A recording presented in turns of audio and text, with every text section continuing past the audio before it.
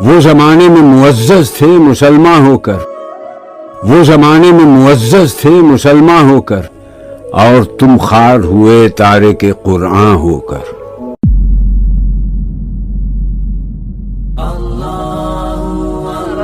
مسلمان کی پہچان کیا ہے؟ درکار ہو تب بھی اللہ سے مانگو۔ وہ کہتا میں مسلم ہوں، میں امتی ہوں۔ اللہ الذی یہدینا جمیعا۔ کرم شامل حال رکھیے غریب نواز، یہ آپ کے دربار کے سوالی، آپ کی چوکھٹ کے بھکاری آپ کی بارگاہ میں اپنی جھولیاں پھیلا کے کھڑے ہیں۔ ان کی جھولیاں ان کے مقصد و مرادوں سے بھر دیجیے۔ کسی کو مت پکارو کسی مدد کے لیے سوائے اللہ۔ وَأَنَّ الْمَسَاجِدَ لِلَّهِ فَلَا تَدْعُوا مَعَ اللَّهِ أَحَدًا، اللہ کے ساتھ، یعنی ایک تو یہ کہ اللہ کو چھوڑ کر کسی کو پکارنا، ایک ہے اللہ کے ساتھ پکارنا، اللہ کو بھی پکارنا اوروں کو بھی پکارنا بدترین شرک ہے۔ دعا اللہ کے لیے، ندا اللہ کے لیے، اس کا بھی ذرا میں تجزیہ کر دوں گا۔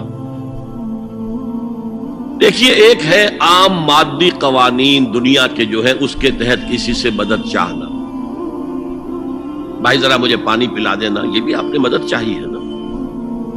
حضور کے بارے میں تو آیا ہے کہ آپ اتنے خوددار تھے صلی اللہ علیہ وسلم کہ اگر سواری پر ہوتے تھے اور آپ کا کوڑا نیچے گر جاتا تھا تو کسی سے یہ نہیں کہتے تھے کہ یہ کوڑا مجھے اٹھا کے دے دو، بلکہ خود سواری سے اتر کر کوڑا اٹھاتے تھے۔ تو یہ جو قانون مادی ہے اس کے تحت مدد مانگنا کوئی بری بات نہیں ہے، کوئی غلط بات نہیں۔ ماورائی اعتبار سے، غیبی اعتبار سے کسی سے مدد مانگنا کسے باشد کوئی ہو، شرک فی الدعاء۔ ان المساجد للہ فلا تدعوا مع اللہ احدا۔ ایک ہے استعارتن، استعارتن اقبال کہتا ہے ہمالا اے فصیل کشور ہندوستان، تو یہ خطاب بالکل ایک استعارہ سا ہے۔ اسی معنی میں مولانا حالی نے اپنی مسدس کے اختتام پر جو مناجات لکھی ہے، اے خاصہ خاصان رسول وقت دعا ہے، امت میں تیری آ کے عجب وقت پڑا ہے۔ وہ دی جو بڑی شان سے نکلا تھا وطن سے، پردیس میں وہ آج غریب الغربا ہے۔ تو اس معنی میں اس لفظ استعمال ہو جائے تو اس پر بہت زیادہ الرجک بھی نہیں ہونا چاہیے،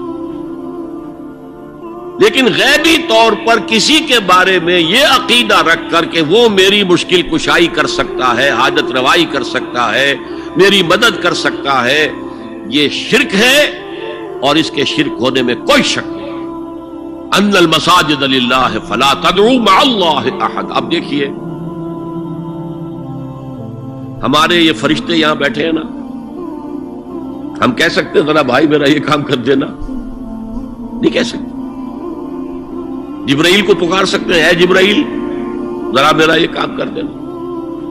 نہیں، وہ عالم غیب کی شے ہے۔ کسی ولی اللہ کی روح کو پکار کر کہنا کہ میری یہ مشکل دور کر دے، نہیں۔ اللہ سے کہے، اللہ کو پکارے، اللہ جس کے ذریعے سے چاہے آپ کی ضرورت پوری کر دے۔ اس ضمن میں کہوں گا کہ شاہ ولی اللہ دہلوی نے ایک بات کہی ہے، اگرچہ مجھے اس کی کوئی دلیل اپنے طور پر انڈیپینڈنٹلی کتاب و سنت میں نہیں ملی ہے، لیکن شاہ صاحب کا ایک مقام مرتبہ ہے جو میری نگاہ میں بہت بلند ہے۔ انہوں نے یہ لکھا ہے کہ جو اللہ کے برگزیدہ بندے ہوتے ہیں، اولیاء اللہ، اللہ تعالیٰ ان کی ارواح کو ان کے فوت ہونے کے بعد ملائکہ کے طبقہ اسفل میں شامل کر دیتے ہیں، اور وہ بھی جس طرح وہ ملائکہ اللہ کے احکام کی زمین میں تنفیذ کر رہے ہیں، وہ بھی اسی کام میں لگ جاتے ہیں۔ میں نے عرض کیا کہ میرے پاس انڈیپینڈنٹلی کوئی دلیل نہیں ہے اس کے حق میں، لیکن شاہ صاحب کا فرمانا خود میرے لیے ایک درجے میں دلیل ہے۔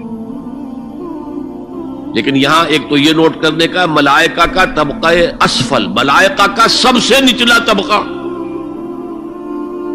اور اللہ کے حکم کی تنفیذ کرتے تو فرشتے کر رہے ہیں، وہ بھی ہوں، ہمیں اس سے کیا غرض ہے؟ ہم نہ فرشتے کو پکار سکتے ہیں اور نہ کسی ولی اللہ کو پکار سکتے۔ پکارو اللہ کو۔ قال ربکم ادعونی استجب لکم، ان الذین یستکبرون عن عبادتی سیدخلون جہنم داخرین. تمہارا رب کہتا ہے مجھے پکارو، مجھ سے مانگو، میں تمہیں دوں گا، تمہاری دعا سنوں گا، قبول کروں گا. اور جو بربنائے تکبر مجھ سے نہیں مانگتے وہ جہنم میں داخل ہوں گے، ذلیل و خوار ہوں گے. حضور نے ایک بات مجھے متن یاد نہیں ہے، بہت پیاری فرمائی. دیکھو انسانوں سے تم مانگتے ہو کچھ تو ایک دفعہ تو اس کے ماتھے پر تیوری پر بل پڑ ہی جاتا، یہ کیوں میرے سامنے ہاتھ سوال کیا، کیوں مجھے اس سے مانگ رہا ہے، چلیے بعد میں کچھ وہ دے ہی دے. ناگوار گزرتا ہے. ارے اس سے مانگو جو کہتا ہے کہ مجھ سے مانگو اور میں دوں گا. وہ نہ مانگنے پہ ناراض ہے، اس سے نہیں مانگتے.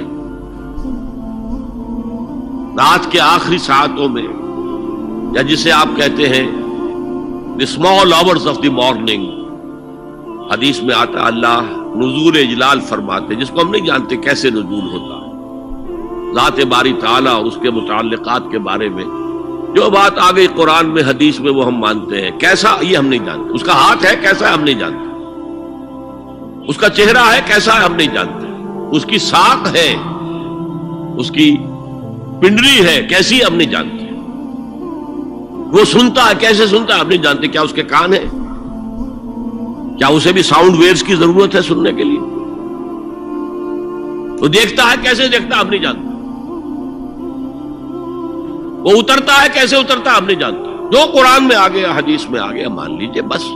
باقی یہ متشابہات میں سے ہے، اس کی کھود کرید میں پڑو گے تو فتنے میں مبتلا ہو جاؤ گے. ابتغاء الفتنۃ وابتغاء تاویلہ. لہذا حدیث میں آتا ہے کہ رات کے آخری ساعتوں میں اللہ سمائے دنیا تک نزول فرماتے ہیں اور پھر ندا لگتی ہے حل من سائل فاعطیہ، ہے کوئی سوال کرنے والا مانگنے والا کہ میں اسے دوں. حل من مستغفر فاغفر لہ، ہے کوئی گناہوں کی معافی چاہنے والا کہ میں اسے معاف کر دوں. ہم انٹا غفیل سو رہے، ہم تو مائل بکرم ہے، کوئی سائل ہی نہیں. راہ دکھلائیں کسے، رہنما منزل ہی نہیں، راہ کسے دکھا. اللہ کے راستے پر چلنے کا فیصلہ کرو، اللہ کی راہ میں جہاد کا فیصلہ کرو، پھر اللہ راستہ کھولے گا. والذین جاہدوا فینا لنہدینہم سبلنا. وہ لوگ کہ جو ہمارے راستے میں جہاد کریں، محنت کریں، مشقتیں کریں، ہم لازماً ان پر اپنے راستے کھولتے چلے جائیں. تو دعا شرک فی الدعا، مانگو صرف اللہ سے، اللہ سے، اللہ سے. وہ چاہے کسی فرشتے کے ذریعے، چاہے کسی فوت شدہ ولی اللہ کی روح کے ذریعے سے، چاہے کسی کو بھی نہیں، براہ راست اپنے حکم سے. اس کی تو قدرت ہے، جو چاہے کرے، کن فیکون. وہ جیسے بھی ہو وہ آپ کی ضرورت پوری کرے گا. وہی ہے جو کہ مشکلات کو حل کرنے والا ہے، وہی ہے کہ رزق دینے والا ہے، وہی ہے جو مرض سے شفا دینے والا ہے. پکارو اسی کو، مانگو اسی سے.